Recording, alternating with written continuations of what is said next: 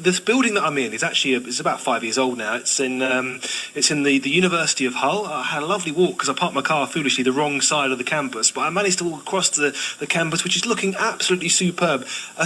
The library is being done up. I think it's £25 million being thrown at the library here. It's going to look absolutely superb when it's finished. It was lovely to walk across the campus. Lots of activity going on. Across to the business centre on the west side of the campus here, to the events, to the Enterprise Centre. And this, Bernsey, is where businesses are born.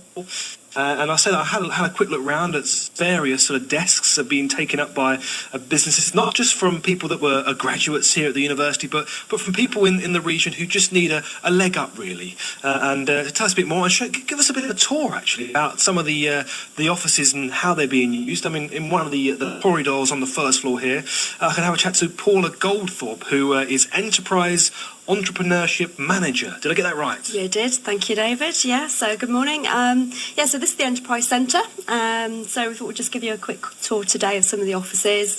We've got some of the graduates from the university that are based in here.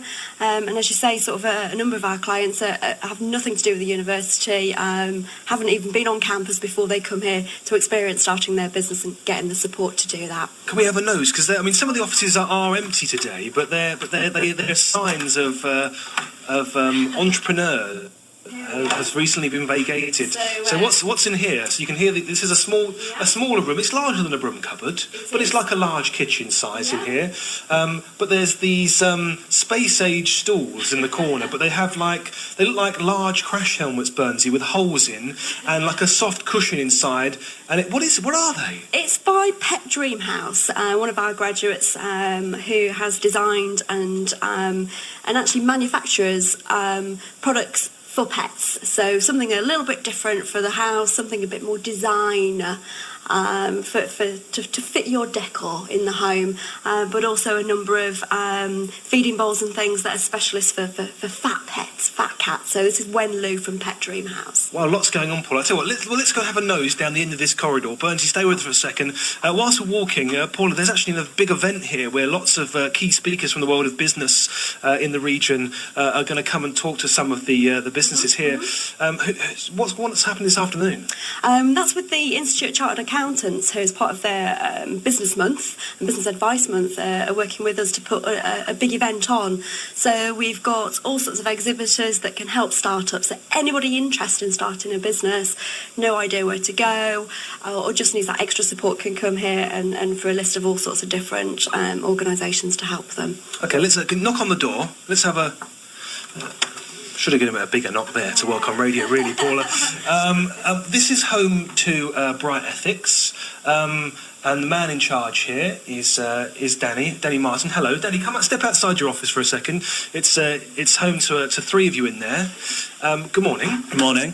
Tell me a bit about Bright Ethics, but first of all, how you came and the reasons why this is such a great place for start-up businesses. Well, we came here, as my business partner Emily and I, we started this company about 6 months ago, and as graduates, it was basically the first place that we thought of maybe where we could get a bit of extra help to get us going. Obviously, the banks aren't too keen on the idea at the moment of lending to new businesses, so we came to the university.